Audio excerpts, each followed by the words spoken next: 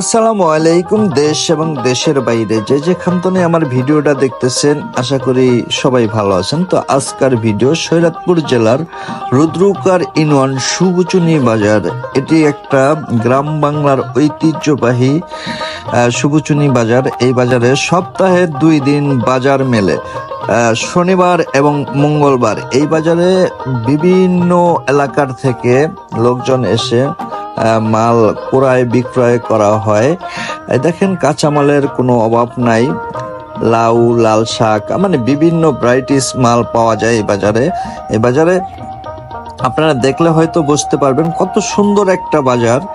আর গ্রামের সহজ সরল মানুষগুলো এই বাজারে কেনাকাটার জন্য আসে। তো বন্ধুরা, আমাদের এই বাজারে টাটকা শাক সবজি ফলমূল পাওয়া যায়। এই বাজারের রূপটা দেখেন, চিরচেনা এক রূপ, আসলেই দেখার মতো বাজার। দেখেন কত সুন্দর টাটকা শাক সবজি পাওয়া যায় আমাদের এই বাজারে। তো বন্ধুরা, এই বাজার যদি কেউ উপভোগ করতে চান, অবশ্যই শরীয়তপুর জেলার রুদ্রকার ইউনিয়ন সুবচনী বাজার চলে আসবেন।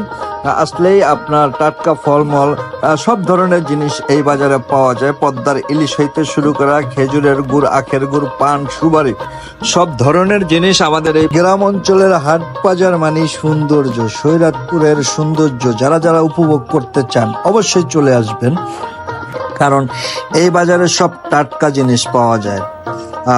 দেখেন বন্ধুরা, আপনারা ভিডিওটা দেখলেই বুঝতে পারবেন। আর যারাই ভিডিওটা দেখেন, একটু স্বয়ং সম্পূর্ণভাবে দেখবেন, পুরো ভিডিও শেষ করবেন, তারপরে আপনাদের কমেন্টে মতামত জানাবেন যে আসলে বাজারটা সুন্দর না খারাপ, মানে ভালো না খারাপ, আপনার কমেন্টে জানাবেন। তো বন্ধুরা, আমার এই ভিডিওটা যদি আপনাদের ভালো লাগে, অবশ্যই বেশি বেশি শেয়ার করে দেবেন এবং শরীয়তপুরের সৌন্দর্য, সুবচনী বাজারের সৌন্দর্য অন্যকে দেখার সুযোগ করে দেবেন। আমাদের শরীয়তপুরের যত কলিজার ভাই এবং বন্ধুরা আছে, আপনারা যদি শরীয়তপুরকে ভালোবাসেন, সুবচনী বাজারকে ভালোবাসেন, অবশ্যই বেশি বেশি শেয়ার করে দিবেন এবং কি অন্যকে দেখার সুযোগ করে দেবেন যে আমাদের শরীয়তপুর জেলার সুবচনী বাজারটা কত সুন্দর। দেখেন কত সুন্দর সারিবদ্ধভাবে টাটকা ফল বিক্রি করতেছে।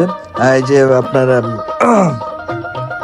এখন আপনার ফসলের মৌসুম, এজন্য বিভিন্ন ধরনের বীজ এই বাজারে বিক্রি করা হয়। এই দেখেন, মুচিরা জুতাই সেলাই করতেছে কত সুন্দরভাবে সারিবদ্ধভাবে বসে।